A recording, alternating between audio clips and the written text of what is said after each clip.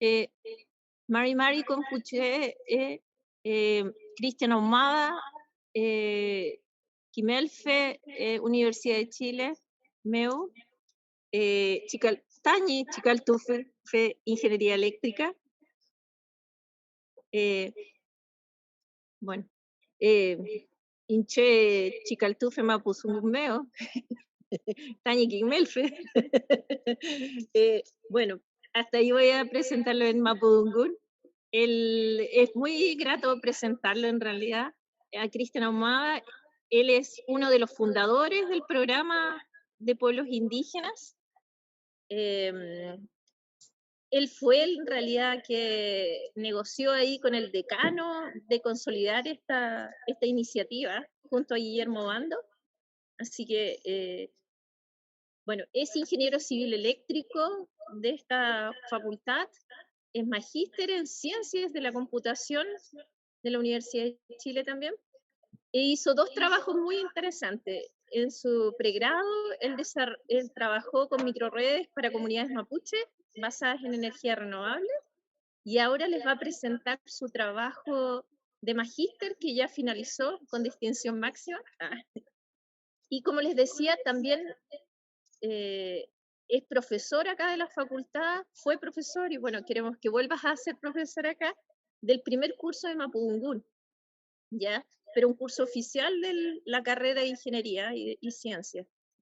Así que muy orgullosa que puedes presentar tu trabajo. Chaltumay, te dejo. Feliz. Mañum Lamien Mari Compuche, Comle Palu, o Pou Pulu Veimu, Inche Len Tuvashi Waria Villarrica, Lelewunmu, Mari Piavin Comeimun, Tuvashi Wariamu, Len Welu Internet Mu, Topain Tain Tram Kayal Tuvashi Dungumo. Mari Piavin Comta tipo Che Leluveimu, pu Chachay, pu Papai, pu Chiqueche, com Leluveimu. Inche te amu wekelan Santiago, te amu wekelan tati pertawaria, kabe ta kumelu tukubin. Bachanto pantain pengel abiel tani kedau, tani tesi kedau magistermu. Ka peumangen komeman ayabiman ka Aduma de Mountain doy Kudawal do Bashidum. Fele. Bueno, les decía que estoy en Villarrica, un poquito para tratar de hacer la cortita. Gracias al internet un poco podemos comunicarnos igual sobre estos temas, ¿cierto? Yo no voy mucho a Santiago, no me gusta ya mucho ir, pero gracias a esto ya podemos comunicarnos, pues los saludaba a todos y bueno, ya Dori ya me presentó, así que vamos a seguir como con el tema rápidamente. Eulaka lewe tui mongen twachi wechem tewe wen katuingan alwe ngoimar poingan tain kopal ningelam kani numu kaliru pa pekinya mubutri pantu veimeo pekim werpulai ni mapudungun engan feumeo ngulpe twachi libro engan inye kenagume piken mai tatva ei Pascual Coña y pi Vei, doy pataca chupantumú. Eso dijo Paco Alcoña hace más de 100 años.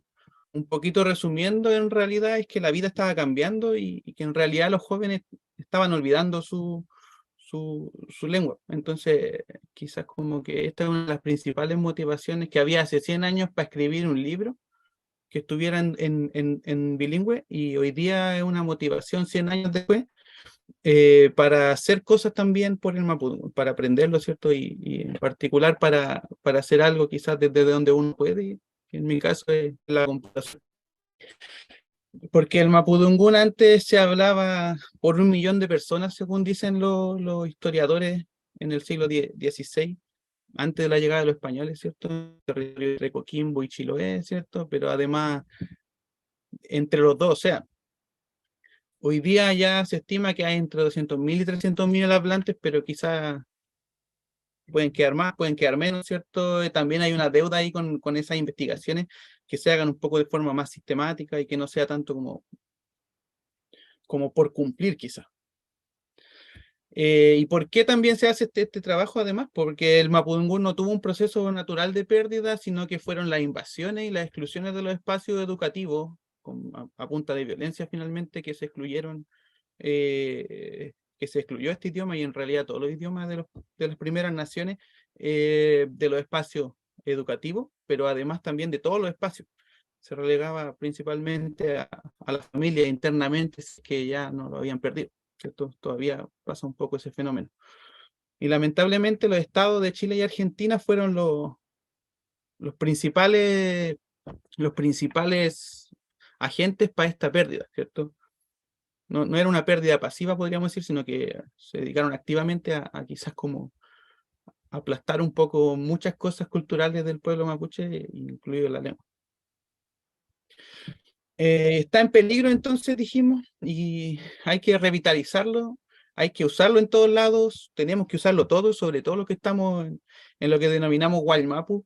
Yo que estoy en Villarrica lo uso, quizás no tanto como debería, pero por lo menos algo se hace, ¿cierto? Lo tenemos que usar en todos los espacios políticos, lo tenemos que usar en espacios familiares, en espacios espirituales, ¿cierto? Y hay que aprender y enseñar Mapudungún, pero además hay que aprender y enseñar todo tipo de cosas, matemáticas, lenguaje, bueno, lenguaje sería el Mapudungún, ¿cierto? Pero historia en Mapudungún. ¿Sí? Esa es la forma en la que lo vamos a recuperar un poco, usándolo, finalmente, aprendiéndolo y usándolo, porque aprenderlo sin usarlo en realidad no sirve de mucho tampoco. Entonces, un poquito como para la gente que quizás no sabe Mapudungún, el Mapudungún es un idioma medio difícil de aprender, pensando también en que es un idioma aglutinante, en que una palabra puede significar varias palabras del castellano, por ejemplo, como aquí, Kim Mapudunguya Kumeaingun, irán aprendiendo a hablar Mapudungún, ¿cierto?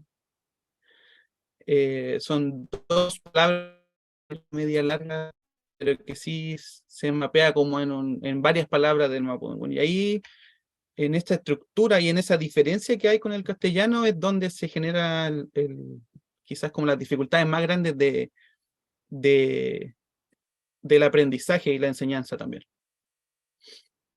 Además de eso, tenemos que hay una gran diversidad territorial, ¿cierto? Tenemos, no sé, pues variante pehuenche, variante lapquenche, nache, huenteche, huilliche, y así un montón de variantes de distintos territorios, incluso más pequeños, en los que se cambia pronunciación, hay algunas diferencias de repente en palabras, y también que la gente usa escrituras distintas entre los distintos territorios. También pensando un poco que nunca ha sido incluido en la educación, ¿cierto? También, y por lo tanto, esta escritura va a depender simplemente de quién la escriba.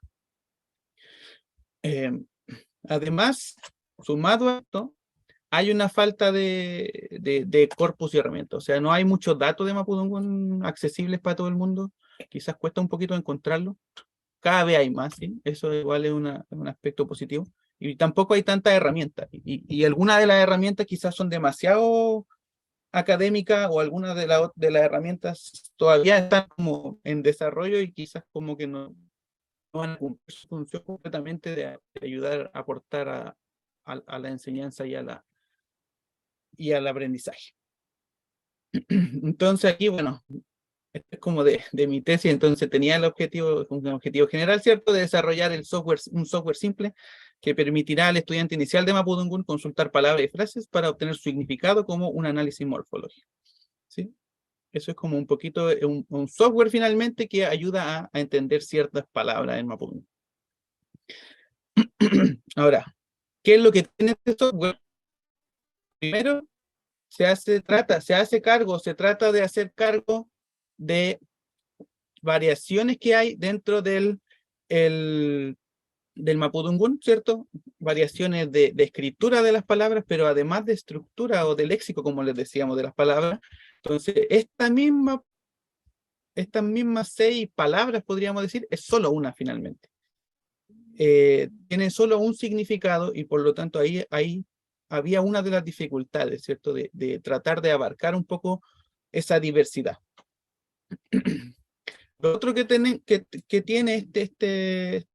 este proceso es un traductor de grafemario. Entre los grafemarios como más conocidos, podríamos decir, se toman variaciones de estos grafemarios igual para hacer algunas detecciones, pero en general yo puedo pasar de los 3 grafemarios, Raileo, Asumchefe unificado, a cualquiera entre cualquiera de ellos, ¿cierto? Esto porque, como decía, no hay una estandarización, entonces muchas veces uno busca una palabra y no la encuentra no porque no esté, sino que porque no sabe que está, porque está escrita de otra forma, por ejemplo. En la imagen aparece el Ngetramkawen, y el Ngetramkawen se puede escribir de esas 3 formas, al menos. Sí, incluso existen más formas de escribir esta palabra, pero eso, como les decía, va a depender mucho de la persona de la que está escribiendo, ¿cierto? Luego tenemos, es como un ejemplo, ¿cierto?, del traductor de grafemario, y para detectar el grafemario yo hago unas transformaciones, ¿cierto? Trato de pasar a otro grafemario y devolverlo al mismo, si son iguales lo elijo. Quizá más adelante en las preguntas se podría profundizar un poco en la parte más técnica, pero me gustaría avanzar un poquito más rápido para mostrar el software también. Bueno, y el segmentador, el analizador morfológico, que es como la parte ya un poco más final, que es que yo tomo una palabra y la separo en las posibles composiciones que tenga esta palabra. Aquí tengo que preocuparme del orden, ¿cierto? En qué orden se pueden usar las partículas, podríamos decir, que son cada una de estos pedacitos de palabra, y qué partículas pueden ir con cuáles cambian su significado cuando van juntas o cuando van separadas, y así hay un montón de factores que influyen en el hecho como de poder separarlo. Una de las ventajas sí que tiene el mapudungún es que es un idioma muy ordenado. Entonces, quizás como que no es tan difícil como en otro idioma hacerlo, y eso fue quizás una ventaja para hacerlo esto como de forma más manual, podríamos decir. Estas partes en las que yo separo la palabra, le ponemos una especie de significado. Y ese significado, o esa traducción, podríamos decir, tratamos de que sea más o menos intuitiva para una persona, sacándonos como la parte lingüística, que en realidad no es el objetivo de este software, sino que la parte más educacional, tratar de hacer que la gente entienda la partícula y que le pueda dar una idea de cómo se puede traducir la palabra que está viendo, ¿cierto? Entonces, en resumen, yo entro a la palabra de qué grafemario es, la separo, y los significados a cada una de sus componentes, y finalmente tengo una palabra o frase analizada, vamos a decir, que es como una especie de guía para hacer una traducción. Luego, bueno, se hizo esto en una interfaz, ¿cierto? Porque la idea es que lo use la mayor cantidad de gente posible. Y finalmente se hizo esta herramienta, quizás como dato de lo que salió de la tesis. La gente que lleva más o menos un tiempo estudiando lo aprovecha mucho más que las que van recién empezando, por un tema quizás como de más como comodidad quizás con la estructura de las palabras del mapudungún. Las palabras más difíciles fueron las que más le gustaron a la gente usar en la herramienta, y los hablantes quizás no están tan cómodos porque tampoco están acostumbrados, ¿cierto?, a algunos estándares de los que se usan. Entonces, bueno, este es como dice ahí, esta herramienta no reemplaza a otra forma de aprender, sino que las complementa, obviamente. O sea, no vamos a reemplazar a un chachai quizás que nos pueda estar contando algo, o a un quimelfe o a una quimelfe que nos pueda estar enseñando, ¿cierto? Sino que lo vamos a usar como de apoyo. Y bueno, quizás es como lo más interesante para mí, porque yo ya conozco el trabajo, obviamente, es cómo se puede continuar eh, y tratar de meter la inteligencia artificial o inteligencia computacional, ¿cierto? Que está muy de moda hoy en día.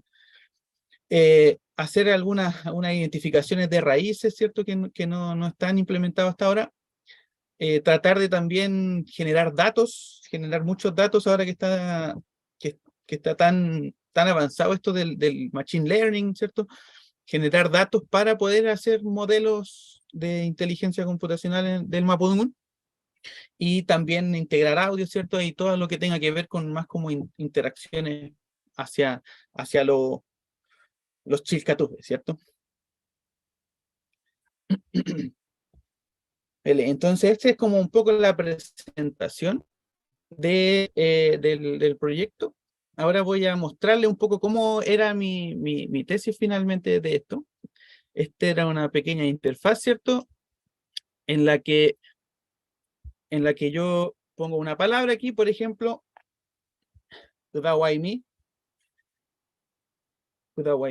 por ejemplo, y le digo que la separe, ¿cierto? Que la divida, Udalkami. ¿Qué es lo que pasa? Que me dice que Kdao es trabajo o trabajar, ¿cierto? Me dice A es futuro, la A de Kudawaimi, y mi es tú. Entonces, cuando yo tengo trabajo, futuro y tú, el significado de esta palabra es tú trabajarás, ¿cierto?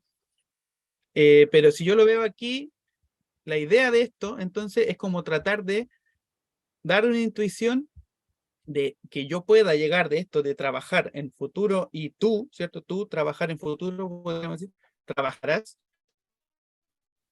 Eh, entonces estas palabras me van a dar una intuición de cuál es la traducción, ¿cierto? Ahora, igual tenemos palabras mucho más largas, quizás que da mí para una persona que está aprendiendo no es tan difícil, pero uno podría, no sé, en Tulel Muafun, por ejemplo. Quizás es como mucho más grande, y se puede separar de más formas, entre comillas, que igual hay algunas que son como repetidas, pero medio distinto, ¿cierto? Eso es de las cosas que decía que podían ir arreglando. Y aquí sale. Bueno, cucharada, cucharadas o es como vertir también, o cucharada, ¿cierto? Sacarle, hacerle algo a alguien. Aquí estas cosas son un poco como de la transición de la palabra. La idea sería traducirla como que me están sacando a mí, a nosotros nos están sacando algo, que si alguien nos pudiera como sacar, no sé, pues vaciar una especie como de olla, no sé, a nosotros. Pero la idea es esa, como de que las palabras le muestren a la gente. Ahora, ¿por qué digo que así era mi tesis? Porque, claro, esta era mi tesis, en realidad tenía un poquito más de ejemplo del uso de las palabras, ¿cierto? Una especie de pequeño texto para que se pudieran probar palabras, y también una parte como de Mapudungun y de español, un poco para que la gente que no entienda también vea las instrucciones y esas cosas.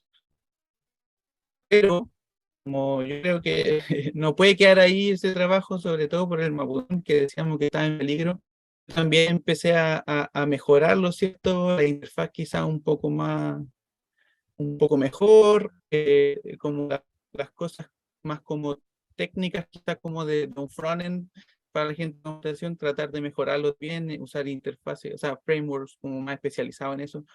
Y bueno, aquí también está la misma funcionalidad, ¿cierto? Pero es como más bonito, si se quiere, ¿cierto? Pero además, y también ahí voy a aprovechar para motivar quizás a las otras personas, puse las mismas herramientas disponibles que habían dentro de este proceso, las puse disponibles para que se pudieran usar. Y por ejemplo, si uno pone una palabra en este caso, tregua, no sé si se ve muy bien, quizás lo voy a hacer un poquito más me hace un chefe y yo quiero pasarlo a otro grafema, por ejemplo, raguileo. Tregua. Se puede pasar a raguileo, se puede pasar, por ejemplo, a unificado. ¿Sí? Lo mismo con la identificación del grafemario. Si yo tengo una palabra que no sé en qué está escrito, en el Tramkawan, yo debería poder saber qué grafemario se trata, ¿cierto? Hermano, darte las gracias por el software que has creado, porque de verdad que para quienes somos profesores, este tipo de software o plataformas son muy necesarias para poder actualizarnos y buscar alguna estrategia. Me surgen algunas preguntas, primero pensando en cómo creaste el software, pensando en adquirir información de algún equipo de trabajo, qué tipo de especialidad tenían las personas con las cuales trabajabas. Me gustó mucho el tema que utilizaras las variables que tiene el Mapudungun en términos de las distintas maneras de expresarlo. En el contexto aymara nos pasa que tenemos variables dialectales y me pasa muy similar a lo que propones tú, que los hablantes nativos generan alguna resistencia porque cuando se estandariza de alguna forma la lengua nativa, desde las personas hablantes dicen que esa no es la manera correcta de hablar y finalmente llegamos a algunos choques que quienes sí quieren aprender Claro. encuentran que de alguna forma es un camino. Entonces, me interesa muy bien el tema de que abordaste el tema de la gramática, el tema de la lingüística, para poder no solamente hacer un traductor de Google, que hoy en día sí lo tenemos, sino que también hablar de las oraciones. Yo conozco muy poco de la lengua mapuche, pero sí coincido con algunas cosas de la cultura aymara.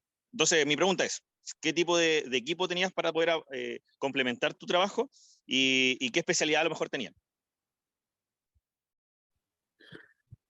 Sí, igual ahí como un poco pensando que quizás que es como medio triste, pero no tenía ni un equipo. Sí tenía obviamente la guía de los profesores, por suerte, y quizás no por suerte en realidad, porque al final fue como una consecuencia.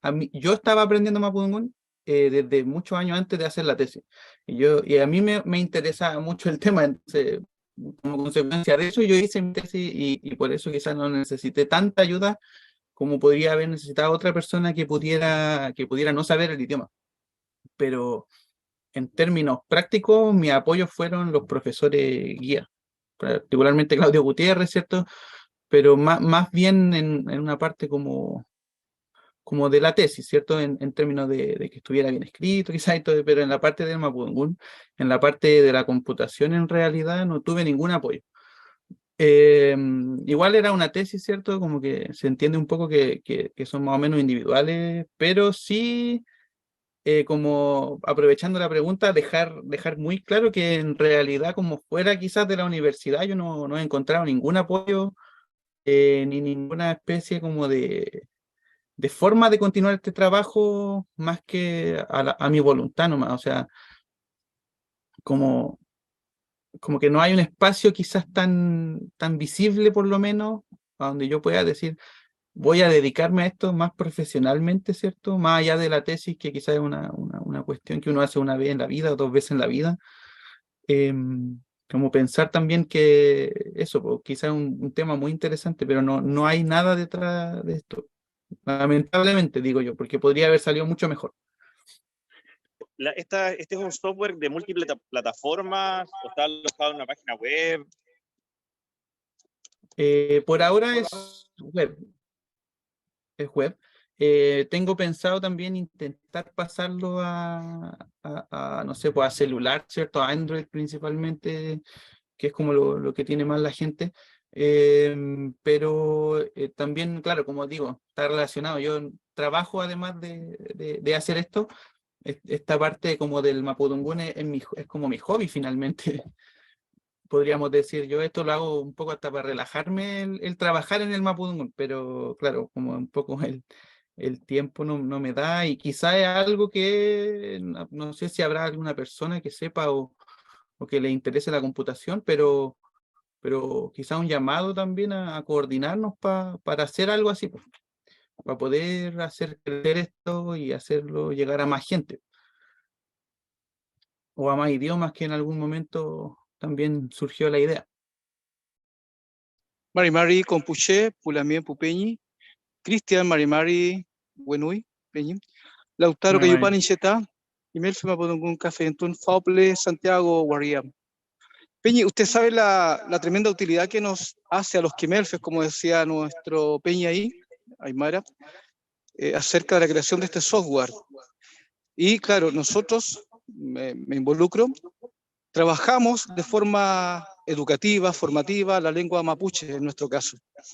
Entonces yo te felicito por tu trabajo, Peñi, una gran iniciativa, una gran propuesta, innovadora por supuesto, para las actuales jóvenes que están cursando Mapudungun, por ejemplo, en aquellos colegios y universidades donde se está dando.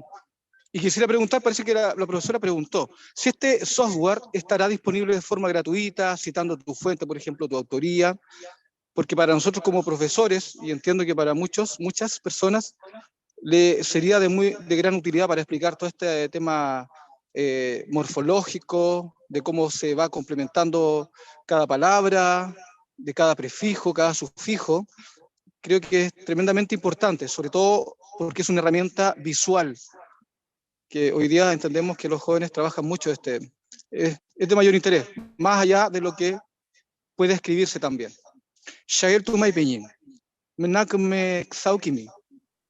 Peli Peñi, Mañum, Tamme Pirien. Sí, pues, hay o sea, la idea del software siempre ha sido, y del otro también, de hecho el otro estaba un poco más público porque lo tenían en un servidor alojado en un pequeño servidor. El de ahora no lo tengo alojado en ninguna parte, por varias razones. Primero porque no lo he terminado completamente, hay algunas cosas todavía, detalles que afinar. Y segundo, porque igual me interesa, sobre todo por la parte educativa, tratar de afinar ciertas definiciones.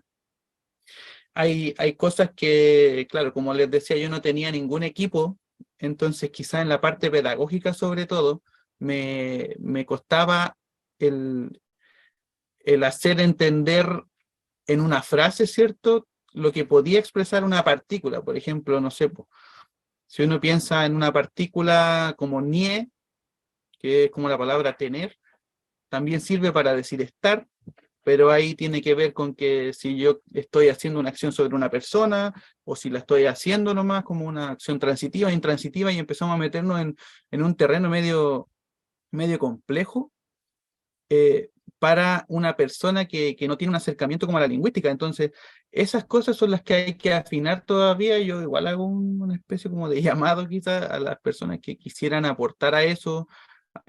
Nosotros hicimos pruebas, ¿cierto? Hicimos pruebas con gente mapuche, no mapuche, usaron la herramienta varias personas y como los tiempos de la academia son medio apurados, ¿cierto? Como que no pudo hacer un estudio tan profundo, quizás como de la utilidad como uno quisiera.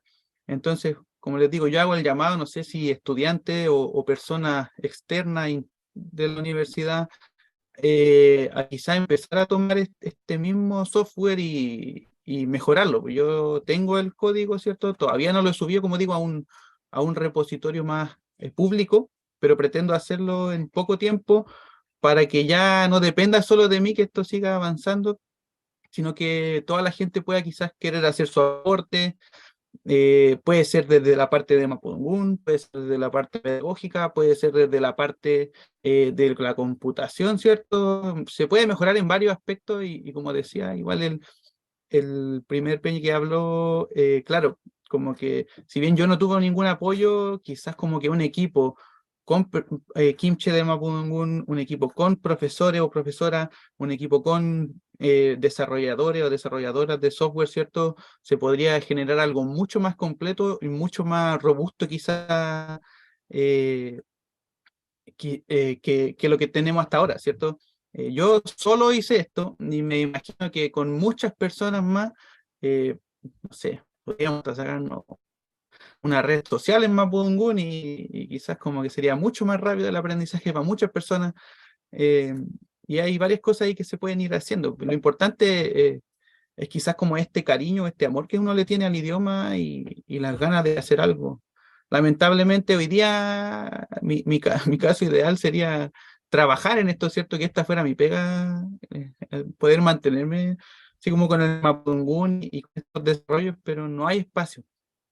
Ahora, bueno, quizás como que está incluso más difícil que antes, por muchos temas ya de racismo que hay en la sociedad que están empezando como a volver un poco. Pero eso, con motivación, ¿cierto? Podemos sacar adelante esto y el Mapudungún tiene que seguir. Y bueno, todos los idiomas de las primeras naciones, pero por lo menos a mí el que me llega más como al pie que dijo, el Mapudungún. Bien, Amulepe, Tain, Kimun, Tain, Kusao. Cristian, felicitaciones nuevamente y bueno, y el Lamien va a seguir colaborando porque queremos hacer esto en Aymara, así con algún estudiante también de acá y otras personas. Chaltumay.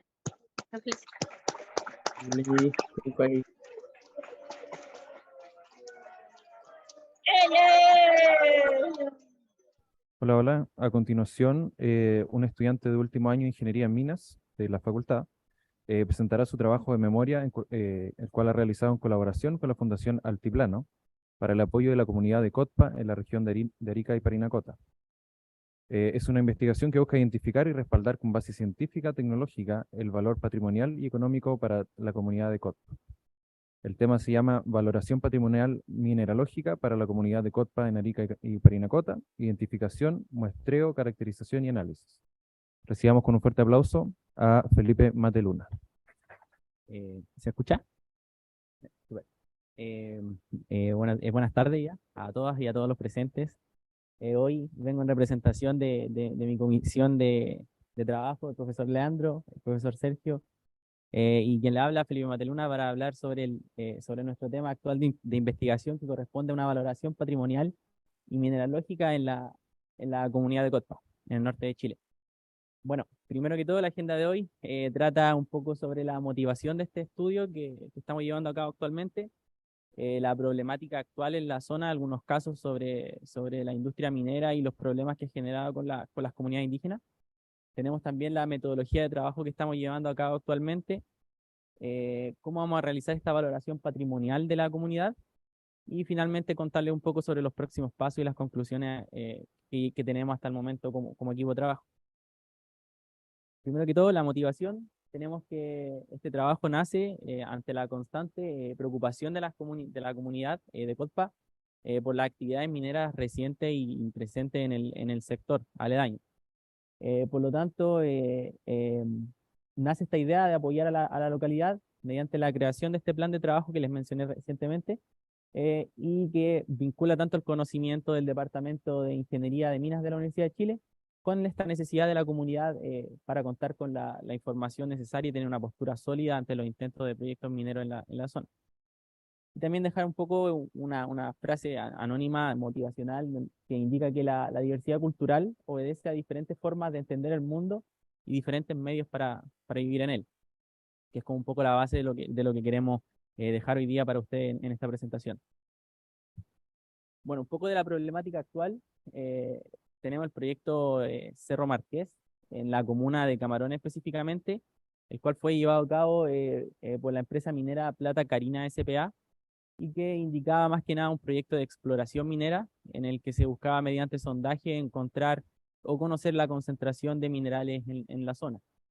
Sin embargo, hacia el 2019 como principal antecedente tenemos un derramamiento de líquidos en la quebrada Cobija y que afecta a las aguas superficiales del lugar, generando un rechazo profundo en la comunidad del sector. Y sin embargo, a pesar de las manifestaciones e intentos de parar con el proyecto, en este mismo 2019 existe un rechazo de este recurso de protección presentado por la comunidad del lugar, pero ya hacia el 21 de septiembre de 2020 se puede considerar como un triunfo de la comunidad, donde se decide que el proyecto minero debe ingresar al servicio de evaluación de impacto ambiental.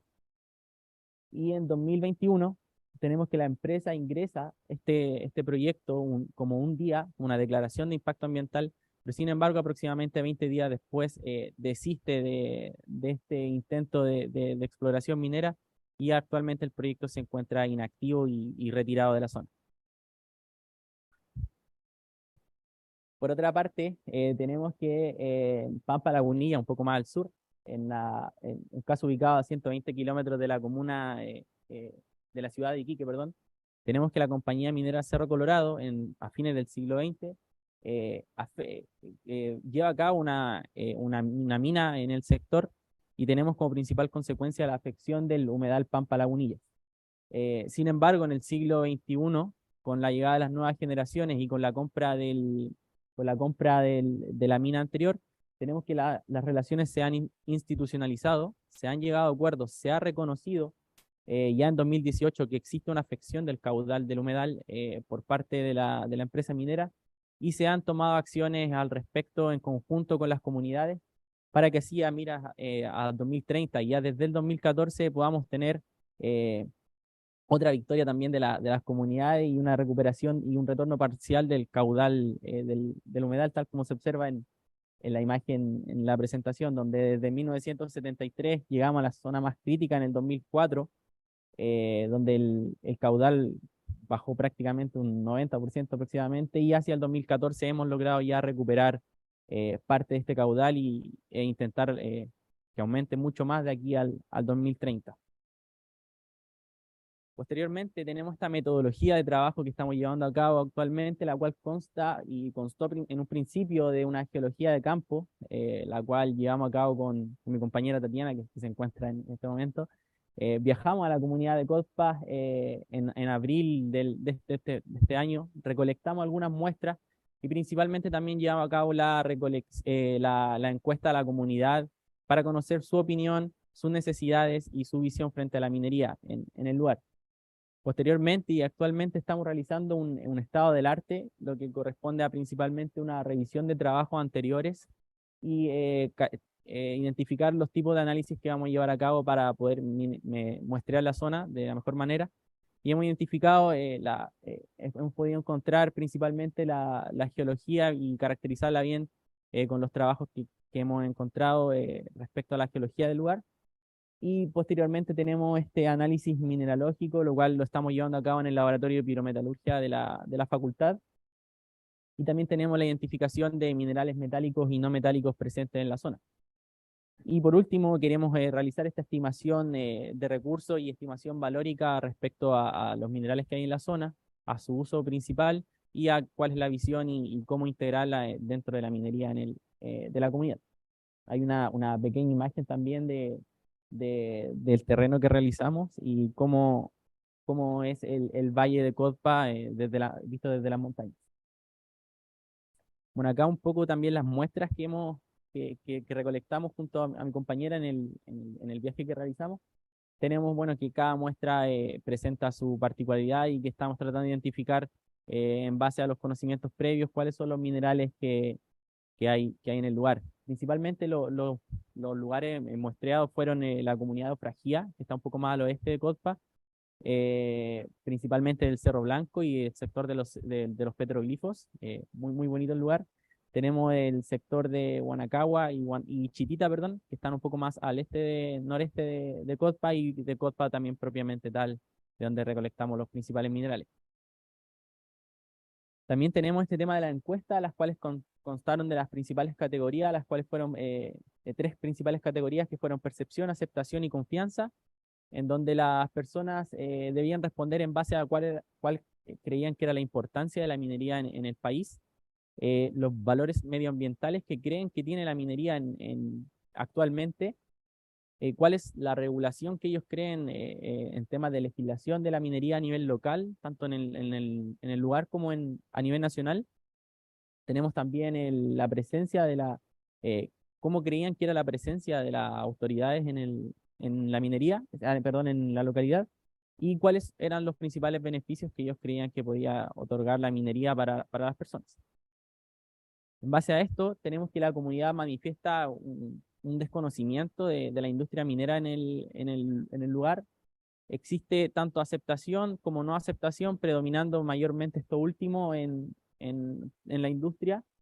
Tenemos que, en base a los casos que he mostrado anteriormente y a otros más, existe una mala imagen de la minería en el lugar, y rechazan profundamente, y creo que estamos todos de acuerdo en este momento, el daño ambiental que genera la industria. Para finalizar también un tema que nos llamó bastante la atención y que algunas personas nos contestaban, que la minería sí reconocen la empleabilidad que puede generar y que generó en algunos tiempos pasados en el lugar. Sin embargo, como conclusión tenemos que la minería para la comunidad tiene una mala percepción, poca aceptación y poca confianza para las personas. Es por ello que los siguientes pasos que queremos llevar como equipo de trabajo es principalmente hacernos esta pregunta más bien retórica, es cómo incorporar lo mencionado en el actual trabajo de memoria, o sea, cómo vinculamos toda la información que hemos recolectado en el trabajo que estoy realizando, y esto se complementa principalmente, bueno, hay un pequeño error, pero de una letra lo voy a explicar al tiro, de análisis mineralógico por XRF, que es una técnica de fluorescencia de rayo X. Es una técnica bastante cualitativa, la que nos permite conocer principalmente la composición elemental de las muestras, y un análisis mineralógico por XRD, ahí está un poco mal, que corresponde a una difracción de rayo X, que esta técnica es más cuantitativa y nos permite conocer los compuestos y el porcentaje de compuestos que tienen los minerales estudiados. Tenemos ICP de masa y ensayo a fuego en caso de existir oro. En caso de que existan minerales preciosos en la comunidad, estamos preparados para realizar y conocer la concentración de los minerales en la zona. Y entonces, nos preguntamos, ¿qué información podemos recolectar del análisis de minerales? Y esto más que nada se complementa bastante con una de las primeras entrevistas que tuvimos con don Francisco al llegar el primer día a la comunidad de Codpa, uno de los líderes de la comunidad, en el que textualmente él me decía, a mí me gustaría saber, y nos indicaba la montaña y nos decía, ¿qué es ese mineral rojo que está allá? ¿Qué es lo que yo veo aquí a mi espalda? ¿De qué está constituido mi cerro sagrado? Su interés era conocer la composición de los minerales, y también nos hablaban mucho y que nosotros pudimos observar en esta visita, en que las plazas, las calles, las casas están construidas de roca, las calles también se ve mucha roca que es útil, uno va a los cerros y se ve como hay máquinas que han sacado mineral, y que uno después lo ve en las calles, lo ve en las casas, en los jardines, donde cultivan sus propios alimentos, y que es de bastante utilidad poder conocer ellos su composición y la utilidad de estos minerales, que es como lo principal que queremos encontrar.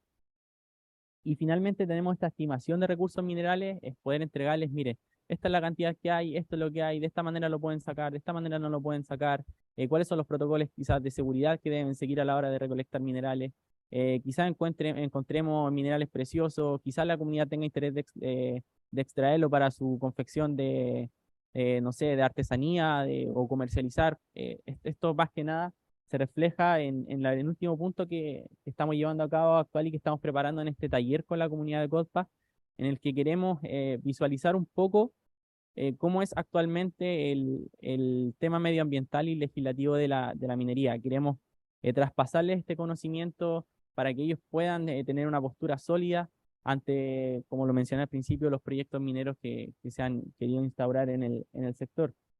Y más que nada reforzar esta postura de rechazo y de respeto que deben tener las mineras con las comunidades.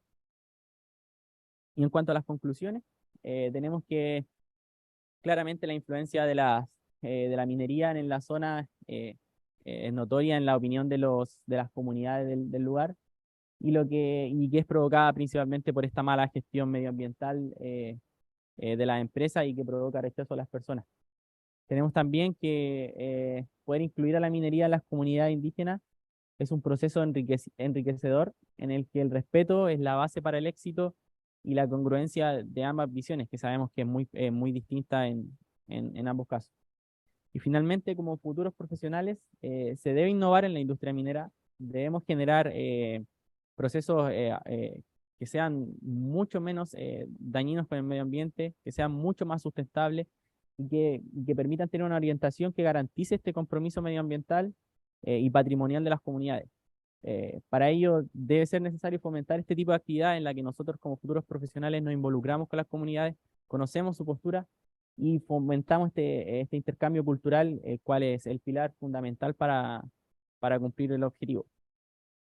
Y bueno, esa fue mi presentación. Espero que les haya gustado y quedo atento a cualquier duda o consulta. Muchas gracias, Felipe, por tu trabajo y tu presentación. ¿Alguien tiene dudas? Hola, mi nombre es Nancy Albarracín. Yo soy originaria del pueblo de Colpa. Yo me vine a los 19 años a estudiar a Valparaíso, posteriormente a trabajar en Santiago. Cuando tú hablas de del rechazo a la minería, es porque la minería trabaja sin consultar a las comunidades. De hecho, digamos, el mayor rechazo en este momento de Colpa es porque los trabajos de minería se están haciendo donde nace el río de Colpa. Y el mayor patrimonio de Colpa es su fruta orgánica, su vino Pintatani. Entonces, sin eso, Colpa no va a existir. Entonces, ese es el gran rechazo que hay. Y ahora cuando tú dices que se le rechazó todo lo que ellos pidieron para seguir trabajando ahí, eso no es verdad. O sea, ellos no lo presentaron, pero igual siguen trabajando. Con permiso, sin permiso, trabajan igual. Entonces, y ahí la comunidad tiene que estar atenta. Hace años, el 2008, empezaron a llegar las mineras a Colpa. Nunca antes había mineras en Colpa, porque las minas que existían explotadas fueron desde Bolivia, se trasladaba la plata hacia Arica. Y también en otras comunidades como Esquiña, Pachica, no sé si tú los ubicas, ahí se trabajaban las minas. A Colpa llegaron como el 2008. Y lo primero que hicieron las mineras fue comprar propiedades para obtener los derechos de agua para poder trabajar la minera. Y, ¿cómo se llama? Ellos pensaban que podían ocupar esa agua para eso, pero al final, bueno, la comunidad ahí se tuvo que organizar para rechazar eso y para que no se siguieran comprando los terrenos. Y ahora, bueno, y toda esa compra se hizo a través de una fundación, para que vean cómo hacen las cosas las mineras. No lo hacen ellos no compran directamente los terrenos, sino que lo que hacen es a través de una fundación comprar para después ellos trasladarlo a las inmobiliarias. Bueno, el problema de las mineras en el norte es lo mismo que pasa con las celulosas en el sur.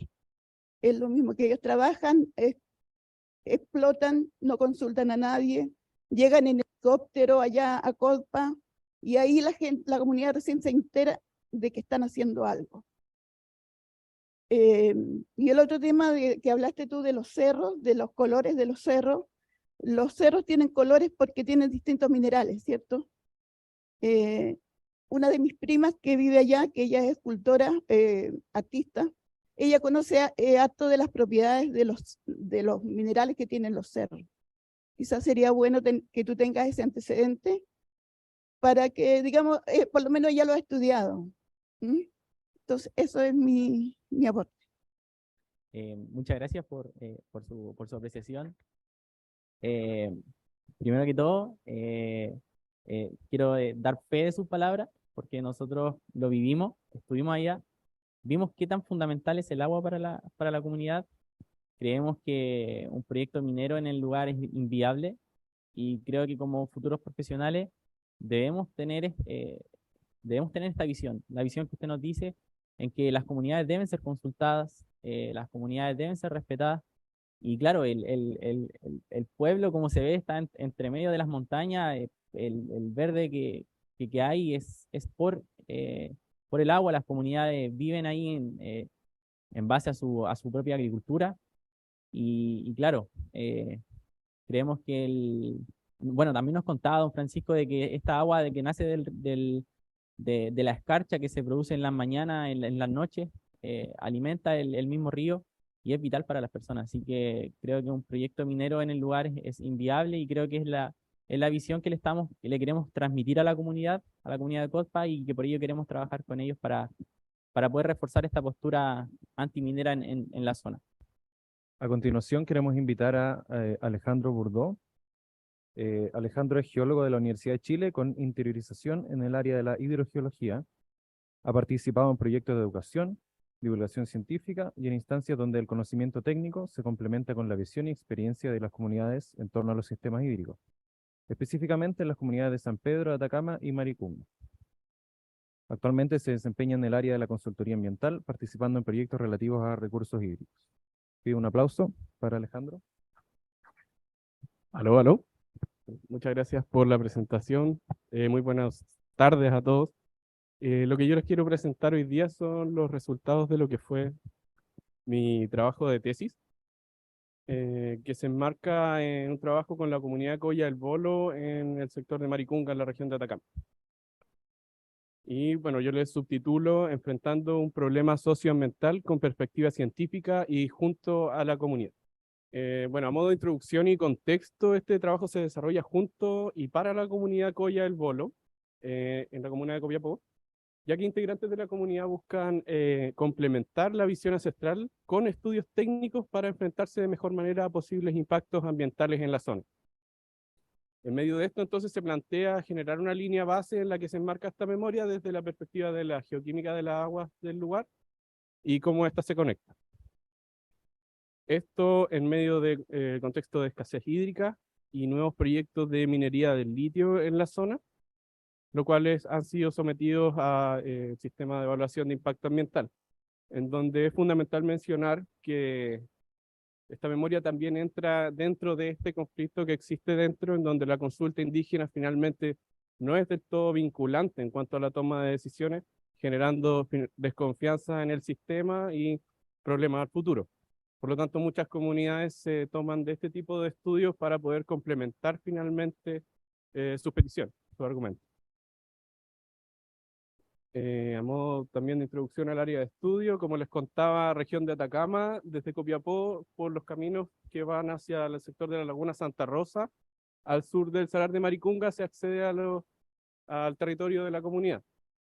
Viendo la imagen de la derecha, un poco ya más entrando a lo técnico hidrogeológico, se puede ver que las subcuencas más relevantes respecto a este estudio son la de la quebrada de Paipote, zona oeste, en donde están la mayoría de los asentamientos de las comunidades indígenas, y al oeste la cuenca del Salar de Maricunga, que es aquella cuenca en donde están insertos los proyectos de minería del litio y también de minería de cobre y oro también en la zona.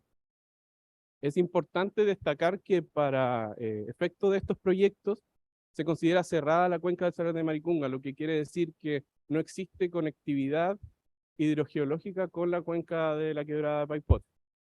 Eso es relevante para entender cómo toma finalmente el área de influencia o dónde pueden estar los impactos ambientales de los proyectos que se desarrollan en esa zona.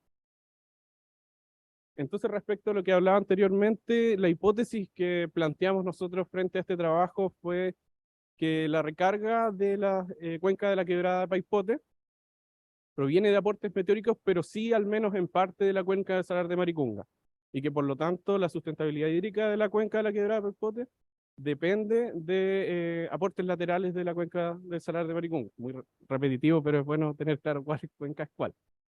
Esto implicaría finalmente que sí existe una conexión entre ambas cuencas y por lo tanto, fuera de la hipótesis, lo que quiere decir es que el área de influencia del impacto de estos proyectos vendría siendo más amplio que lo que están considerando. En cuanto a las metodologías, me quiero centrar en la campaña de terreno. Evidentemente, posteriormente se hizo análisis de las muestras en laboratorio, luego con diferentes software, pero en terreno nosotros hicimos esta campaña junto a la comunidad. Trabajamos como base en la casa de la presidenta de la comunidad Coya, Elena, en donde además de preparar todo lo que es el equipo técnico juntos, también compartimos mucho de lo que son sus problemáticas en el lugar y de cómo nosotros también veníamos con una formación técnica a complementarlo, no solamente a hacer un trabajo científico. Salíamos a terreno todos los días juntos, lo que permitió un enriquecimiento también, nos permitió acceder a puntos de importancia para la comunidad como también de importancia científica. lugares a los que sin esta ayuda, sin este complemento no pudiéramos haber accedido también. Nos encontrábamos con lugares como los que se ve en la imagen, lugares de gran vegetación en puntos de alta aridez. Hay concentraciones importantes de agua y eso es lo que queríamos ver. Para mantener este tipo de ecosistemas vivos, hay que ver el real impacto que tienen algunos proyectos que trabajan con agua allá. Aquí se pueden ver más imágenes, ¿verdad? Hartas imágenes para que conozcan también del lugar. Muchos aquí son del sur, entonces también para situarlo. Muchas lagunas, el salar propiamente tal, una cordillera bastante alta. Y aquí una foto un poco con parte del equipo que trabajó constantemente en terreno. Una de hidrogeóloga que fue conmigo, Mariana. Amanda, que era estudiante también de la universidad, me acompañó a terreno. Y parte de la comunidad, Elena al medio, su hija, Leslie. Y también un tío de la familia, Juan, más antiguo, que también con mucho conocimiento del territorio, y en donde uno llega quizás con una perspectiva científica y se da cuenta que hay mucho más por aprender de la zona antes que llegar y estudiarla. En cuanto a la caracterización técnica del área de estudio, voy a pasar rápidamente igual por esto, yo prefiero centrarme en lo que fue el trabajo con la comunidad y lo que respectó.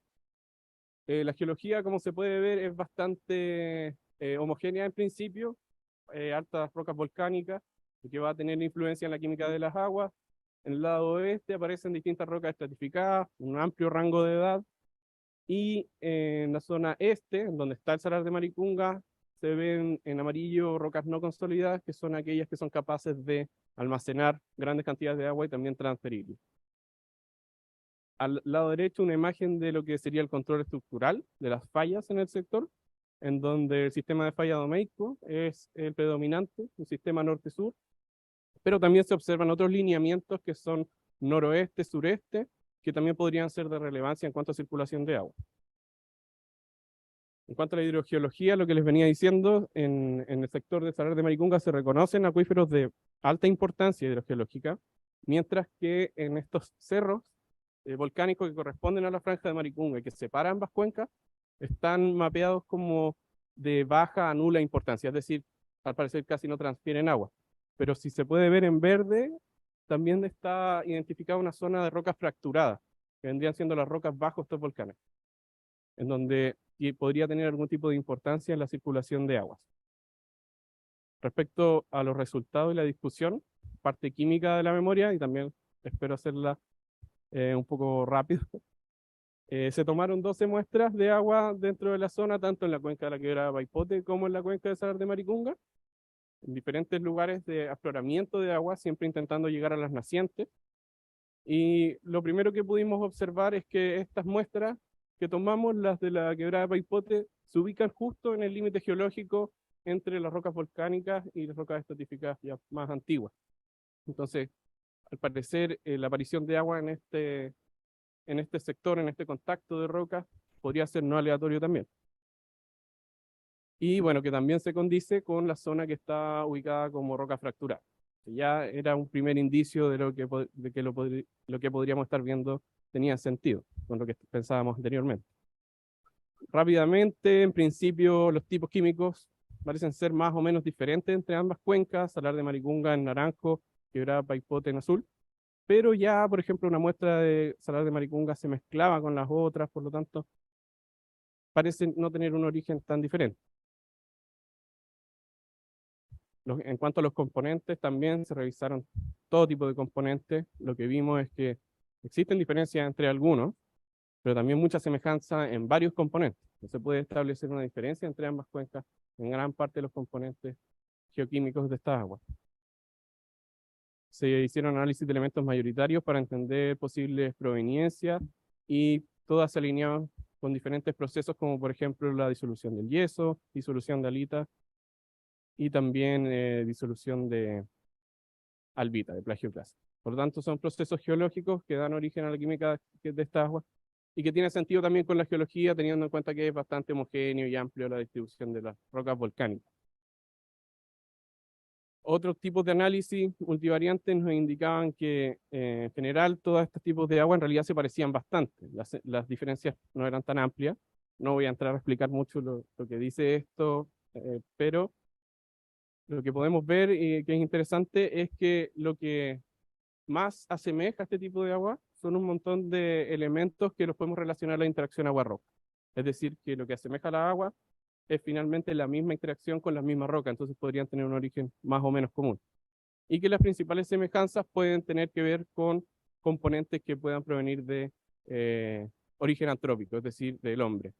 Agricultura, el tener casas provoca también cierta contaminación en el agua que cambia las asignaturas geoquímicas.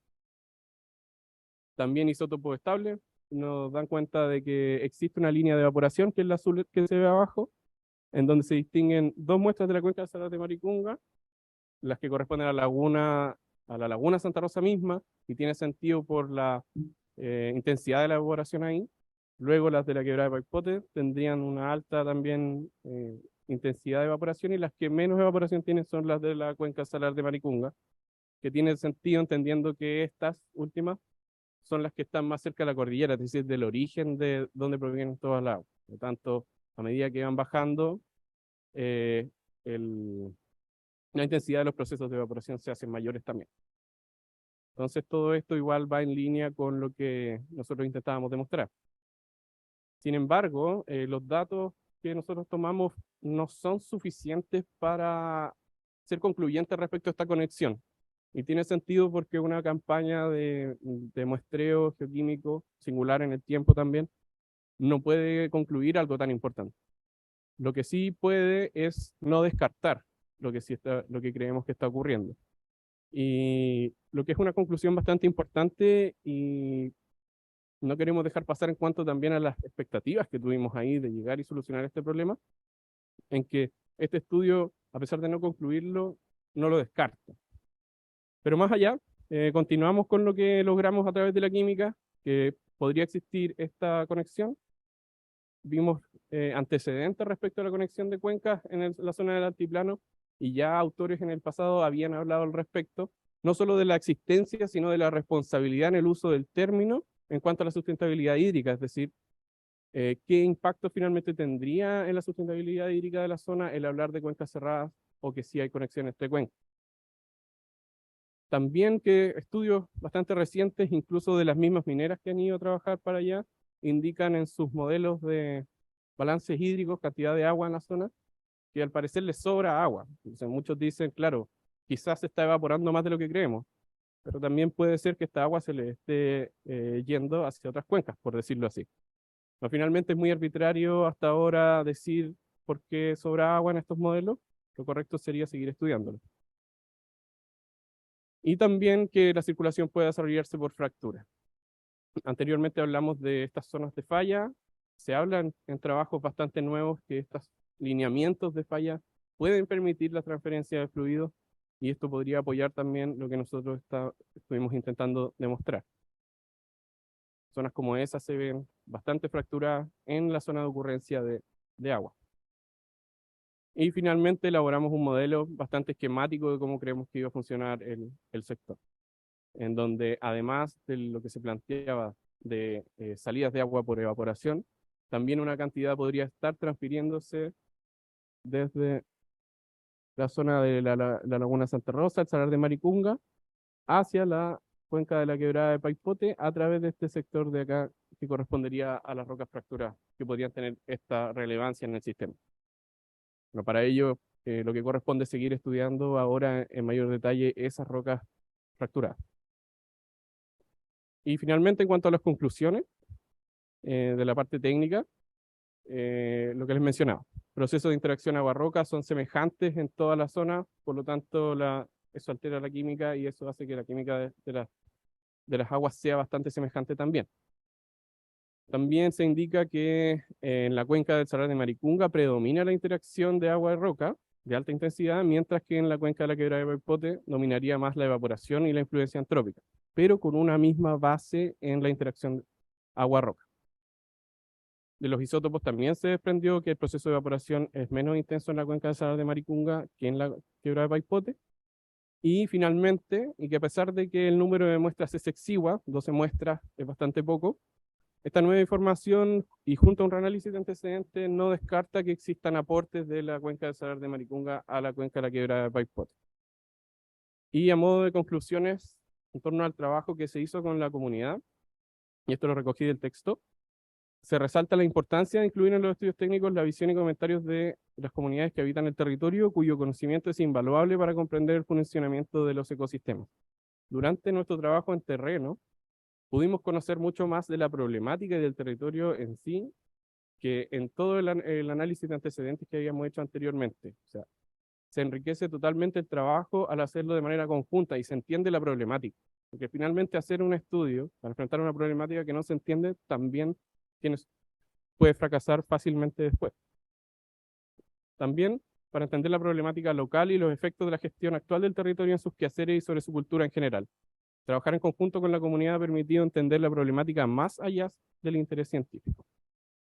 Y finalmente, estas buenas prácticas permiten pensar en un futuro en donde la gestión del agua pueda ser más participativa, por lo tanto mejor, más justa, y también no solamente justa socialmente, sino que con el medio ambiente. Esta fue mi presentación. Muchísimas gracias. Y feliz de cualquier pregunta que quieran hacer. Gracias, Alejandro. ¿Preguntas? ¿Comentarios? ¿Ninguno? Ahí hay uno. Muchas gracias. En verdad quería preguntar, como ustedes, como desde la ingeniería, la ciencia y la investigación, ¿qué conflictos o qué trabas encuentran en la regulación en la gestión de las aguas también? Porque, bueno, comparo con una situación que pasamos con una agrupación en el sur también, de que en verdad las autoridades no sabían cuáles eran los cuerpos de agua que habían en el sector, y eso que aquí estamos hablando de aguas subterráneas, allá había cursos de agua visibles. Entonces, ¿cuáles son las trabas que tienen en la gestión y también en el área más legal de esto? Muchas gracias. Vale, gracias a ti por la pregunta. Por lo menos desde la experiencia en esta zona es la falta de estudios, del entendimiento del medio. Finalmente, por un tema de plata, por un tema de tiempo, se toman a la ligera un poco el entendimiento del medio. Entonces, quieren sacar los proyectos rápidos, quieren que se mueva el tema de la plata, y eso finalmente pasa por encima de todo lo que es la gestión integral del agua en el territorio. O sea, es llegar y utilizar el agua que existe ahí sin preguntar cómo afecta realmente eso a cómo la usan en todo el lugar. Aquí estamos hablando de que aquí fácilmente dicen que la cuenca es cerrada, porque eso limita el estudio bastante. O sea, hace más fácil bastantes cosas en el trayecto de la tramitación del proyecto. Y bueno, eso en el futuro puede ser que en las comunidades donde sí usan agua, cantidades pequeñas de agua, pero muy importantes, pueda tener un impacto devastadores respecto a cómo usan el territorio. Por lo tanto, falta mayor integración y mayor entendimiento de para qué se usa el agua en la zona. A mí me tocó estar también en una reunión con estas mismas comunidades, en donde se proponía hacer un modelo integrado de la zona justamente para evitar este tipo de problemas. Y hicieron una reunión de la consultora que lo iba a hacer con las comunidades indígenas, pero por ejemplo ellos no querían ir a visitar el territorio, en ese momento argumentaban que era el COVID. Entonces imagínense cómo fue la recepción de las comunidades a esta ayuda. Entonces falta integración, falta entenderse, o sea, entender todo el sistema, no solo desde también cómo funciona el sistema hidrogeológico, sino también el sistema hidrogeológico y social con el que convive. Si respondo a tu pregunta, vale, gracias. ¿Otra pregunta o comentario? Omar por acá. Gracias, Alejandro. Y Felipe, también muchas gracias. Las diferentes presentaciones de los tesistas aportan mucho. Yo creo que sobre todo en especial cuando van a terrenos, in situ. Yo creo que llegan con una expectativa y creo que vuelven con otra, presumo yo. No sé si pasan por un proceso reflexivo de sus conocimientos, del tiempo en el aula. Quisiera abocarme a eso. Si tú, en este caso, o tu equipo, o el equipo que trabajó ahí, se traen alguna reflexión y segundo es saber si en el proceso ustedes vieron que el Estado de Chile, perdón, el Estado de Chile es garante para las comunidades. Eso. Muchas gracias por tu pregunta. Sobre lo primero, evidentemente sí. Yo creo que no solamente algo pequeño, sino que incluso cambia un poco tu manera de pensar y de entender cómo enfocas la ciencia finalmente, cómo hacia dónde estamos solucionando, qué problema y cómo lo enfrentamos. Por eso yo en el título también le ponía como una perspectiva científica, pero junto a la comunidad y enfrentando una problemática socioambiental, ¿no? Todos juntos. Que es como creo que se debe hacer. Creo que falta integrar, como decía antes, todas las partes que tienen que ver con cómo se pueden impactar estos sistemas. No sé si responde tu pregunta, pero totalmente que sí. Y creo que se debe hacer más seguido. Dentro de mi carrera en algún momento se ha planteado, yo ya me fui, pero espero que siga así, que es incluso dentro de los mismos terrenos de los cursos, integrar una parte también de entender el lugar donde están haciendo el estudio, etcétera. Bueno, la idea es seguir en esa línea. Creo que este programa ayuda mucho en eso, por lo menos en geología. Se han hecho ya varias tesis, y creo que más allá de que sean unas cuantas, visibiliza también al entorno y se genera algo más. Y sobre la segunda pregunta, sobre si finalmente el Estado de Chile es garante, yo puedo decir que no del todo, no me quiero comprometer con una respuesta tajante, pero creo que respecto al Estado no hay mala fe, pero sí falta profesionalizar un poco las cosas, está todo. Creo que hay falta de interés.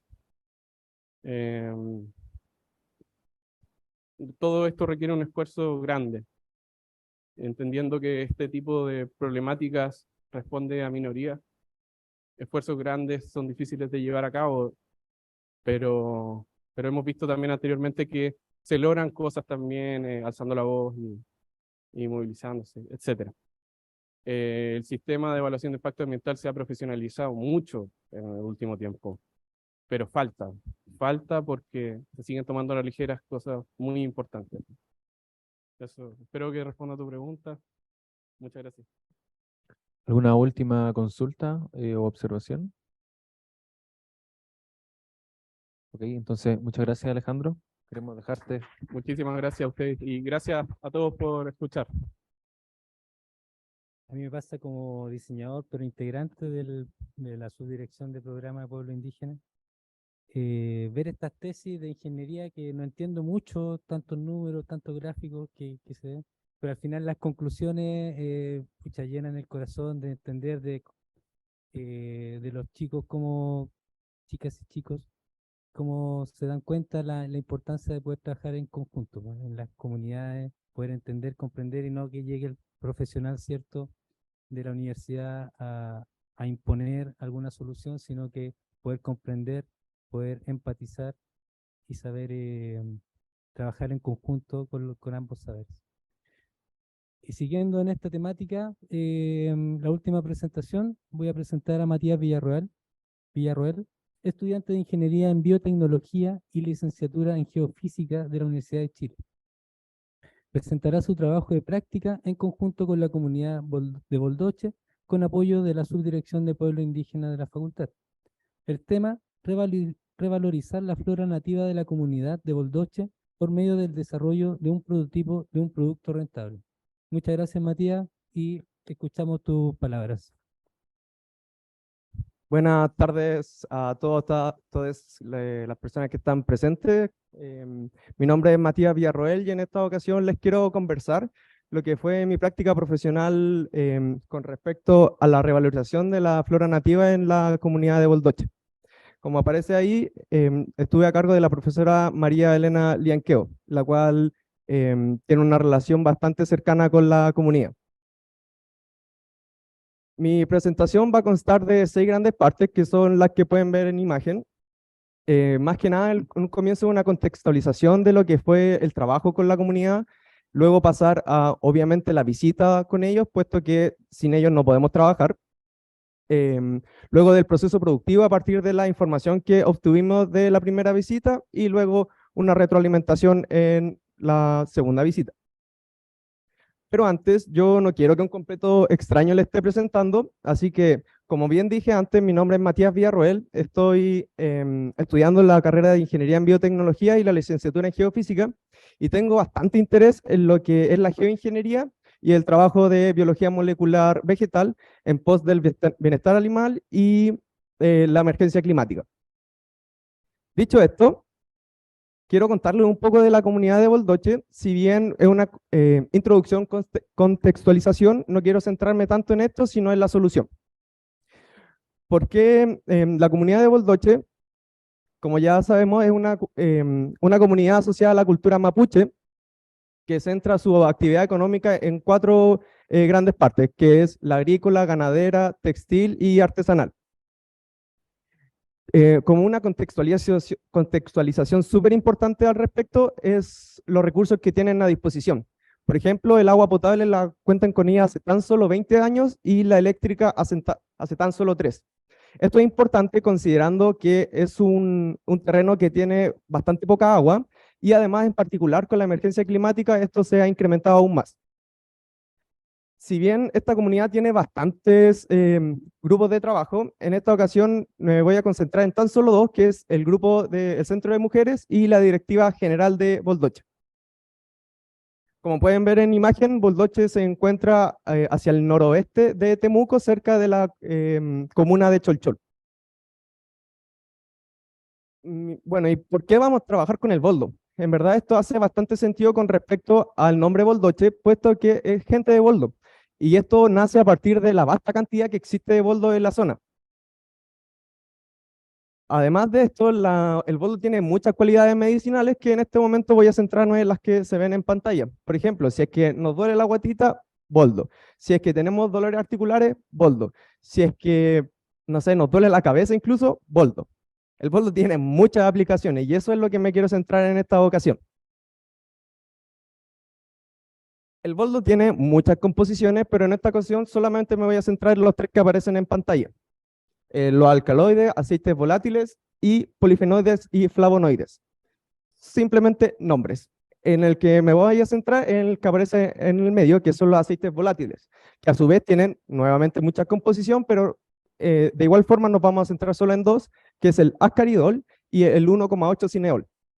¿Por qué estos son importantes? Es porque el ascaridol es un compuesto tóxico que se encuentra en mayor medida en las ramas y en las cortezas del boldo, que esto luego va a ser muy importante en el proceso productivo que luego voy a mostrar.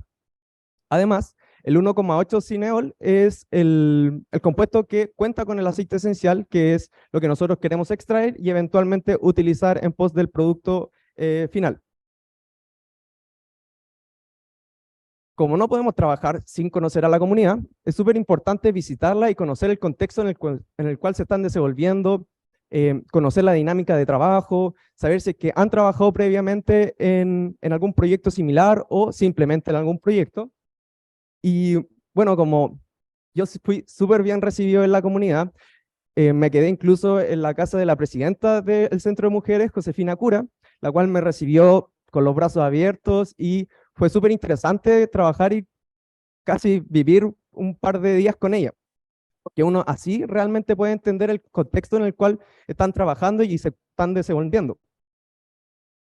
Además de esto, llevamos una lista de posibles productos de tal forma en que la comunidad los priorizara según sus intereses que tuvieran. Los productos que ven en pantalla, llevamos 6 propuestas que están categorizadas de acuerdo al costo de los ingredientes, la innovación, el proceso productivo, el estudio de mercado al respecto, que si bien están esos 6 productos, la comunidad se interesó en tan solo uno de ellos, que debido a su facilidad y que se puede trabajar en paralelo con otro. A esto me refiero a las infusiones de boldo. No obstante, surgieron nuevos productos que la comunidad estaba interesada en realizar. Por ejemplo, el licor de boldo y el jabón en base de boldo. Existe como un mercado interesante de licor en la zona, pero este no ha sido potenciado en particular con el boldo. Por eso es algo que llama la atención. Una vez ya has conocido todos estos posibles productos y el interés de la comunidad, procedimos a generar estos productos de tal forma en que eventualmente se lo podamos entregar. En primer lugar, como mencioné en un comienzo, el ascaridol es un compuesto tóxico que se encuentra tanto en las ramas como en la corteza del boldo. Por eso es que el primer paso súper importante es separar tanto las hojas como las ramas, porque si es que lo hacemos con las ramas o la corteza, vamos a tener problemas importantes y eso no lo queremos. Por otra parte, siempre tenemos que limpiar lo que sale de la tierra y ese tipo de cosas, como dentro de lo normal. Y algo muy importante es moler estas hojas, puesto que esto genera un mayor contacto con lo que sale a continuación. Como pueden ver en la imagen que aparece, se encuentra un equipo que se llama Socklet, que básicamente lo que hace es extraer algún componente de algún material sólido, en este caso las hojas de boldo. ¿Y por qué estas se molieron? Porque de esta forma el etanol, que es lo que se está introduciendo en el Socklet, etanol al 70%, que simplemente en ese porcentaje debido a que es el menos contaminante, es introducido en el Socklet y este va extrayendo todo el aceite esencial de la hoja. Y si es que esto me funciona, ahí hay un video de cómo es el proceso del Socklet. Uno puede notar que uno introduce el etanol al 70% y luego se empieza a extraer todo el aceite esencial, que es lo más oscuro que se ve en pantalla. En algún momento se alcanza cierta altura del etanol y este comienza a descender. Entonces, en la parte inferior se encuentra una fuente de calor, la cual aumenta la temperatura y el etanol al 70% comienza a ebullir. De tal forma en que sube por el costado derecho. Ya bueno, sin apuntar, voy a intentar ser lo más descriptivo al respecto.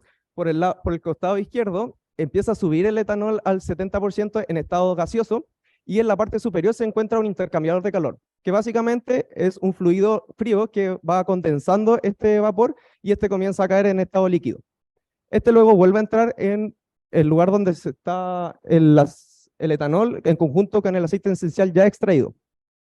Ahora bien, tenemos el aceite esencial con el etanol, los tenemos juntos, pero a nosotros nos interesa que esté separado.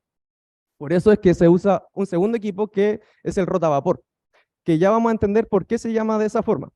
Pero inicialmente, en la parte izquierda, donde se encuentra un tipo de olla y está un matraz en diagonal, ahí es donde se encuentra el aceite esencial con el etanol.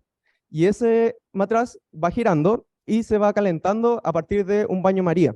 A partir de esto se vuelve a ebullir solamente el etanol, el aceite esencial queda en el matraz de la parte izquierda y el etanol sube en estado líquido, o sea, perdón, en estado gaseoso, se condensa y vuelve a bajar. De esa forma queda el aceite esencial en una parte y el etanol en otra. Una cosa más específica es por qué se llama rotavapor. Y como pueden ver ahí, es un matraz que va rotando y va generando vapor, lo cual hace muy descriptivo el nombre. Otro proceso productivo que llevamos a cabo, otro desarrollo de producto, fue a partir de este aceite esencial que acabamos de extraer, fue utilizarlo en función del jabón neutro. Un jabón neutro simplemente un jabón en base de coco que nosotros mezclamos tanto con el aceite esencial como algún otro aceite, en este caso el de oliva, netamente para darle una suavidad al producto. Y finalmente se mezcla con el jabón neutro. ¿Por qué no usamos jabón desde cero? Es simplemente por los recursos disponibles que cuenta la comunidad. Ese es un factor súper importante y por eso la primera visita fue relevante para todo el desarrollo del proyecto. Finalmente se mezclan todos estos aceites y se deja secar y ya está el jabón listo para utilizar. El segundo producto que llevamos a cabo fue el licor de boldo, que pueden notar cuáles son las materias primas, la más importante, el aguardiente, agua y azúcar. Básicamente esto se mezcla todo en algún frasco, alguna botella de vidrio y se deja macerar, es decir, se deja reposar entre 10 a 15 días. Luego, como lo que nos interesa es el líquido y no los sólidos, tenemos que filtrarlo y dejar solamente el licor de boldo ya macerado. Por lo tanto, se hace una filtración y se sacan los sólidos y nuevamente lo vamos a dejar macerar, pero antes le tenemos que dar ese dulzor. Y ese dulzor es a través de un jarabe que básicamente es agua con azúcar. Se deja macerar nuevamente de 15 a 20 días y ya está listo para ser ingerido, tomado. Y por último, como mencionamos que fue el interés más grande de la comunidad, fue las infusiones de boldo, debido a su facilidad y que se puede trabajar en paralelo a cualquier otro de los proyectos que mencioné anteriormente. Y aquí es súper sencillo. Trituramos la hoja, la metemos en una bolsita, voilà, ya está la infusión de boldo lista para consumir. Una vez ya generados todos los productos, tenemos que presentárselo a la comunidad, puesto que el internet no es para nosotros, sino para la comunidad, para ellos son. Entonces, para obtener esa retroalimentación a partir de ellos, se llevó a cabo esta visita para presentarles los productos y obtener la aprobación si es que efectivamente quieren o no desarrollar esto. Aquí podemos, a mano izquierda está el póster que yo les entregué de tal forma en que ellos pudieran reproducir el proceso productivo en la medida que quisieran. Y acá a mano derecha podemos notar las personas con las cuales yo trabajé y mostraron una muy buena motivación en el momento, desde el momento uno, en recibirme, en contarme su historia, su experiencia y también obtener una retroalimentación a partir de los distintos productos que se llevaron a cabo. Y finalmente, si bien yo soy la segunda parte de este proyecto, existe la posibilidad de seguir proyectándonos en el tiempo. Y eso, uno de los puntos más importantes, a mi criterio, es la denominación de origen. Debido a que cualquier producto en base de boldo salga de la comunidad de Boldoche, le va a dar un valor agregado inmediatamente a ese producto. Por otra parte, considerando el amplio espectro de flora nativa que cuenta la comunidad y además la gran cantidad de posibles productos que se pueden llevar a cabo, es que existe la posibilidad de aumentar la materia prima de tal forma en que las cualidades medicinales de las distintas hojas se vayan combinando y vayan potenciando el producto, dándole aún más valor agregado. Sin embargo, uno de los mayores problemas está en relación a los equipos con los cuales se extrae el aceite esencial, porque estos equipos son bastante caros. Entonces, a mi criterio, surgen dos posibilidades para solucionar este problema. Por una parte, se pueden postular a fondos concursables, lo cual la comunidad ya tiene mucha experiencia, puesto que, al menos Josefina Cura, la presidenta de la comunidad del Centro de Mujeres, me contó que al menos tienen 3 proyectos ya aprobados en relación con la municipalidad. Y finalmente, si es que esto no es posible, el siguiente paso podría ser generar una alianza tanto con alguna universidad o algún laboratorio del sector que permita extraer el aceite esencial y se genere una relación bilateral de colaboración. Y como bien les dije en un comienzo, este no es una presentación, sino más bien un diálogo que yo quiero establecer, por lo tanto quedo abierto a todas las preguntas que le puedan haber surgido a lo largo de mi presentación o posterior a ella, y muchas gracias por su atención. Hola, gusto de saludarte. Yo estaba en Boldoche, conozco la comunidad, yo soy Juan Yanculef, de Padre Las Casas. ¿Tiene alguna contraindicación que lo hayan detectado, el boldo? Porque yo me sé una, que es muy buena. Bueno, la boldina causa una, ¿cómo se llama? Una disfunción eréctil en el hombre, muy complicado, ¿ya? Así que no hay que tomar mucho boldina, digo yo. O tomar, a cambio de eso, jugo de cochayuyo, para equilibrar, pues. Sí, bueno, como respecto a ese comentario, efectivamente hay contraindicaciones respecto al boldo y la verdad es que hay contraindicaciones casi con cualquier hoja, de que el exceso de infusiones o de té o el exceso de la utilización de ciertos componentes de alguna hoja generan un mal en el cuerpo. La verdad es que todo en exceso hace mal. Hola, buenas tardes. Mi nombre es Rosario Curigual. Mi consulta era, ¿cómo lo hacen ellas con el tema de la resolución sanitaria para poder mantener a la venta ese producto? ¿Como en temas legales? Claro, porque para hacer una venta de ese producto que uno realiza, tiene que tener una resolución sanitaria. ¿Cómo lo generan ellos eso? Sí, efectivamente es necesario como tener como una aprobación legal, y esto yo, si bien no lo mencioné porque era parte de como otra parte de la presentación, es que uno tiene que hablar con la CONAF, uno tiene que hablar con el SAC, y a partir de distintos procesos y documentación y muchas cosas tal vez burocráticas, es que se puede llegar al permiso de poder comercializar estas floras, porque en el fondo hay mucha flora que es protegida y que es muy importante para ceremonias mapuches, y si es que me equivoco, obviamente me pueden corregir. Entonces depende mucho del tipo de hoja que se esté utilizando y también de todo ese proceso que uno tiene que llevar a cabo tanto con el SAC como con la CONAF, además de tener una parte de la municipalidad también una aprobación. Ah, ya. Ya, gracias. De nada. Acá había otra pregunta. Matías, ¿no es cierto? Hola, un gusto. Mi nombre es Juan Antonio Wincabal. Estamos trabajando igual en poder generar valor en la cadena de venta principalmente. Y me interesa mucho esta parte, cómo a partir de un proceso que se desarrolla con la comunidad y vinculado también a la academia, eh, generando principalmente procesos productivos que nacen en conjunto con las comunidades como experiencia, como base de conocimiento, como vínculo. ¿Cómo lo encuentras tú? Porque me imagino que no hay mucha de esta experiencia aún. Sería ideal que se fueran avanzando, porque creo que hay mucha oportunidad en el desarrollo de nuevos productos. Quizá, bueno, ustedes estaban viendo el jabón, el licor, yo he visto algunos dulces que son de en base a mentas, por ejemplo, y así, y siempre pensamos que es la ocasión donde uno a través de ciertas hierbas puede ir rescatando elementos esenciales, pero también ir protegiendo, porque recuerda que acá hay ciertos patrimonios que pueden encontrar muy interesantes, y de hecho si el mundo comprendiera que ahí está la solución, por ejemplo, para atentar los temas de salud, no está en la farmacia, no está en la grande cadena que son valles, ¿no es cierto?, que presentan solución al mundo en salud, pero la salud principalmente está acá, en las hierbas medicinales. Entonces, ¿cómo tú ves ese proceso en sí? No estoy seguro si es que entendí bien tu pregunta, pero voy a intentar contestarla y si no, me puedes comentar si es que no. Yo creo que el trabajo con la comunidad, llevar a cabo como esto, yo creo que algo muy importante es potenciar la denominación de origen. Yo creo que a partir de eso se puede proteger mucho la flora nativa debido a que, como por ejemplo el champán en París o en Francia, solamente se llama de esa forma en ese lugar, en todo otro lado es espumante. Entonces, bajo esa misma lógica, uno podría tratar de la misma forma con la flora nativa. Es decir, darle una denominación de origen, de esa forma va a excluir a muchas personas o a muchas comunidades o a industrias tal vez, de poder utilizar este boldo de la misma manera en que se esté utilizando por la comunidad. No sé si es que por ahí va tu consulta, sino como le sigo dando.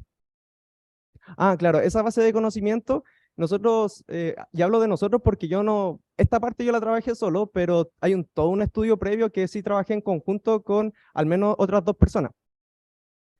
Y claro, como que el estudio previo que se hizo fue combinar el estudio como del conocimiento ancestral de la comunidad con respecto a las distintas floras que existían, y eso combinarlo con el conocimiento más académico que existe al respecto, de forma que se fueran complementando las 2 partes del conocimiento, tanto medicinal como ancestral, y así potenciar aún más la revalorización y que la comunidad se sienta parte del proyecto, porque eso es algo súper importante. Como muchas veces nosotros llegamos con una idea, con una propuesta, cuando la comunidad realmente no busca eso, no le interesa y no se siente parte de lo mismo. Por ello que, por ejemplo, potenciamos hartas las visitas y que la comunidad fuera siendo parte del proyecto a lo largo de este. Hola, me llamo Alison Guzmán y estoy colaborando con una asociación ambiental mapuche en la zona del lago Budi, Buyanunca. De hecho, hicimos una presentación esta mañana.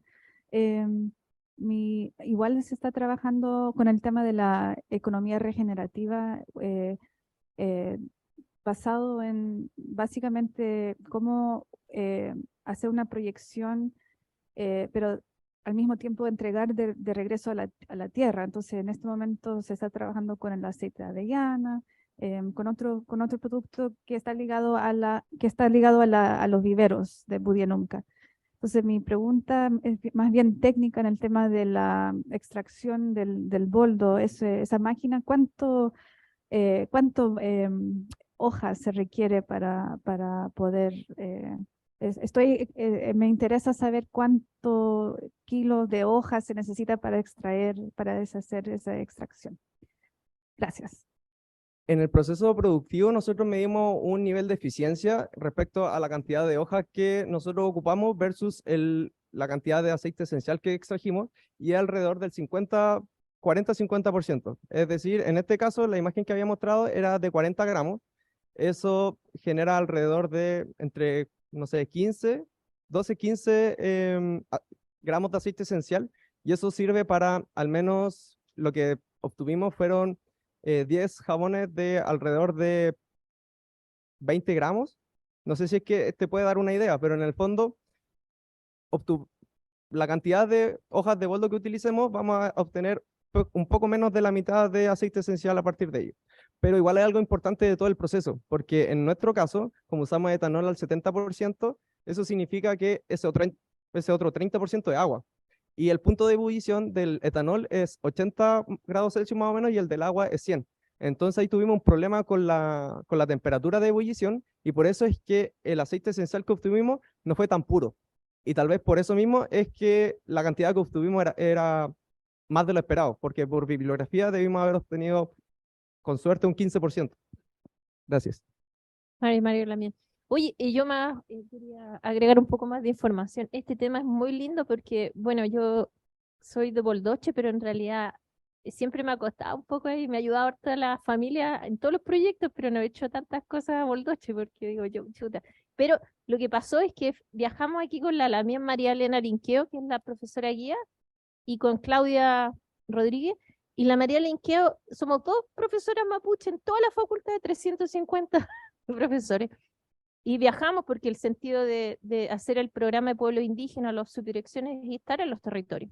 Y la invité porque ella es linqueo, entonces mi tía abuela es linqueo. Entonces y ahí ella dijo, como es biotecnóloga, dijo, no, o sea que hay que hacer algo con el boldo y todo. Y ahí empezó el tema. Y ha sido bien bonito porque ella ahora es directora de diversidad y género, que es debajo del decano, y ha estado potenciando todos estos temas y me ha gustado muchísimo mi familia y toda la gente de Boldoche también agradece también que vayan a los territorios, la gente se acuerda para siempre, ustedes saben. Y bueno, ya ahí el Matías y la María Elena se comprometieron, así que van a seguir adelante tratando de buscar fondos, ¿ya? Yo quería contarles que a raíz de eso nosotros queremos trabajar con las comunidades, pero siempre también con un modelo, tener alguna organización regional que ya esté trabajando a lo mejor con ustedes y nosotros apoyarlos desde la Universidad de Chile. No es difícil un poco ir así desde la universidad hacia una comunidad directamente porque no queremos generar expectativas, queremos apoyar a la gente que está trabajando, como por ejemplo Budianunca, que está organizado, Maple. En este caso, bueno, era la comunidad que tenía una red de mujeres que hicieron este proyecto y así ellos continúan con el proyecto y nosotros podemos continuar con ellos, ¿ya?